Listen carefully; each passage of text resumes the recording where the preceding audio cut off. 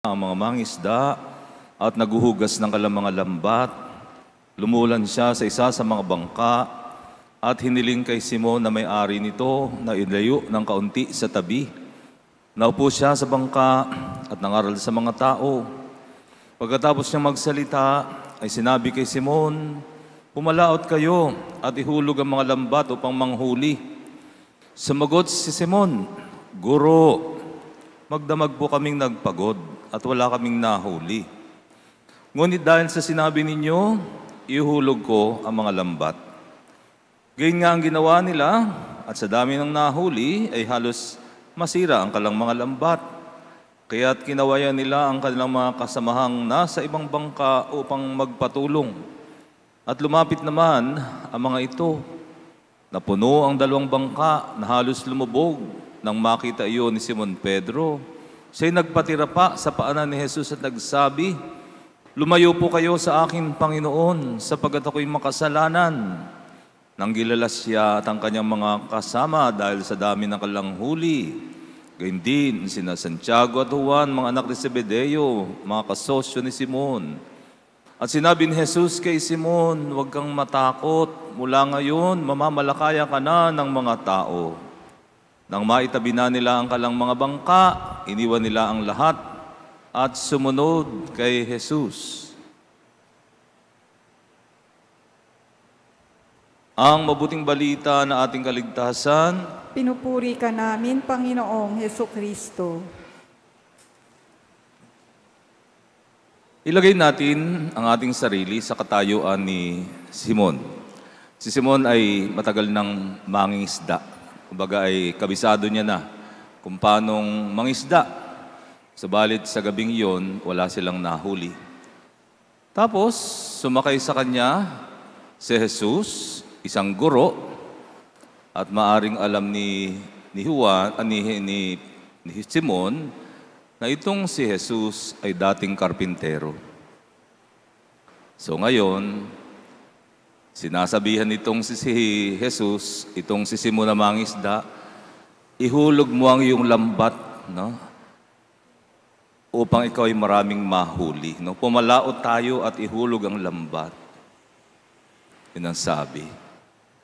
Maigi na lamang at itong si Simon ay hindi umiral ang pride. No? Ano kaya kung tayo ang nasa katayuan? Baka tayo ay magtaray. Baka ang sabihin natin, "Aba, kayo ay isang guro at dating karpintero. Ngayon tinuturuan niyo ako paano mangisda. Magdamag nga kaming ng huli, wala kaming nahuli. Tapos ngayon sasabihan mo kami kung paano mangisda." Maigi na lamang, hindi umiral yung pride ni Simon. Umiral ang kanyang kababaang loob at naging masunurin. Sabi ni Simon, "Yamang sinabi ninyo, kahit wala kaming nahuli magdamag, yamang sinabi ninyo, ihulog ko ang lambat." At hindi nga sila makapaniwala sa dami ng huli, halos mapunit ang lambat, halos lumubog ang kanilang bangka. So mga kapatid, ano ba ang lesson dito sa atin? Alam niyo mga kapatid, tayong lahat ay tinatawag ng Panginoon para sumunod sa Kanya at maging alagad. Subalit alam niyo kung anong pangunahing katangian ang kailangan natin? Walang iba kundi kababaang loob. Humility. No? Kababaang loob. Sapagkat kung wala kang kababaang loob, iiral palagi yung pride mo eh. Iiral palagi yung sarili mo na mas alam mo ang tama, mas alam mo ang nararapat. At dahil laging umiiral yung pride mo, you will always challenge the wisdom of the leader. Palagi mong hahamunin. Kasi alam mo, mas tama yung nasa isip mo eh. No?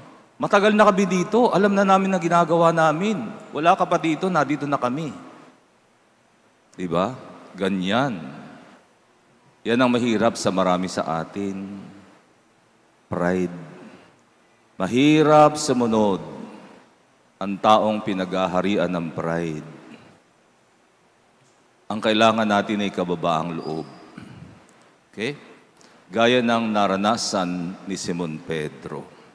Alam niyo mga kapatid, kung tayo lamay magiging mababa ang loob at magiging masunurin, the Lord will be able to perform many miracles using us. No? Maraming magiging himala ang magagawa ng Panginoon sa pamamagitan natin. Okay? Naalala ko nga ito palagi kong kinekwento talaga dahil ito yung unang karanasan ko na ako'y maging parish priest. Kaya ako lagi ito kinekwento sapagkat nung ako na-assign ako sa Sampaloc Tanay doon sa St. Jude Tadeos. At talagang mahirap pa nung ako'y ma-assign doon. Taong 1995, wala pa yung Marcos Highway. Na-assign ako doon. Talagang ang mga parishioner namin ay mga farmer, mga retiradong mga military na naging doon na tumira, naging farmer. So alam naman natin ang farmer, wala itong regular na kita, maliban na lamang may ani. No? Talagang hirap ang pera. At naalala ko unang Sunday ay collection ko lamang 30 pesos at ang nabilang ko ang nagsimba 30, siguro tig-piso. No? So ganun ang sitwasyon ko noon. Subalit ako'y nagtiwala na dahil si Lord ang nagdala sa akin dito, the Lord will provide. No? Naalala ko nung ako'y assign ni Bishop doon, sabi ko kay Bishop, give me 1 week and I will pray over it. So after praying over it for 1 week, nagbalik ako kay Bishop at sinabi ko, Bishop, handa na po ako. You may now send me. No? So yon. So out of humility and out of total surrender, I went to that assignment, no? So yun, naalala, tapos akala mong nagtanong si Bishop, teka, wala nga palang bahay pari doon, saan ka titira?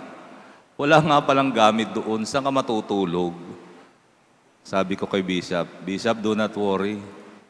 The Lord will provide. No?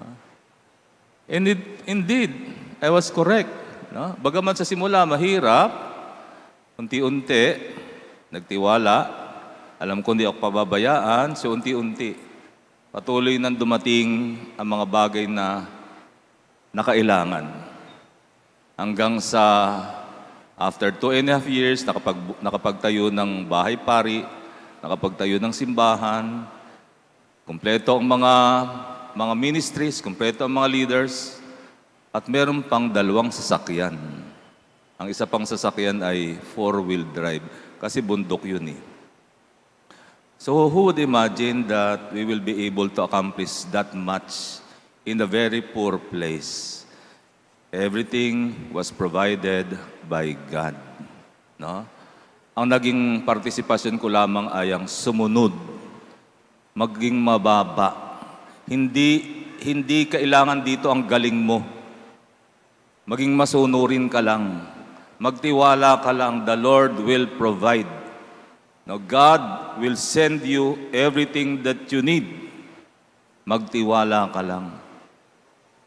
So, ganun mga kapatid. Alam nyo kaya, madalas ang pinipili ng Panginoon yung mga wala masyadong ipagmamalaki. Kasi mahirap nga naman kapag ang kinuha ni Lord ay puro magagaling. Puro mga edukado, puro magagaling, puro mga mayayaman, puro mga established leaders. Minsan, mas mahirap ang pasunodin niya mga yan eh. Kasi nga, feeling nila, alam na nila at magagaling na sila. Mas mahirap pasunurin. Kaya ang pinili ng Panginoon, mga taong ordinaryo, mga wala ipagmamalaki sa lipunan. And because of their nothingness, the Lord was able to prove His power. What He can do out of nothing. Kaya nga po mga kapatid, magtiwala tayo. Yun lang naman ang message ng ating Panginoon. Maging mababa, magpakababa. Hindi lamang ikaw ang matalinong tao sa mundo. No? Kahit mga taong ordinaryo, maaring gamitin ng Panginoon para ituwid ka. No? Para ituwid ka. Para gabayan ka sa tamang landas o sa mas maayos na landas. Kailangan lamang tayo'y maging mababa, at maging masunurin sa ating Panginoon. So Tumayo tayo at pahig natin ang ating pananampalataya. Sumasampalataya ako Sa Diyos, Amang makapangyarihan,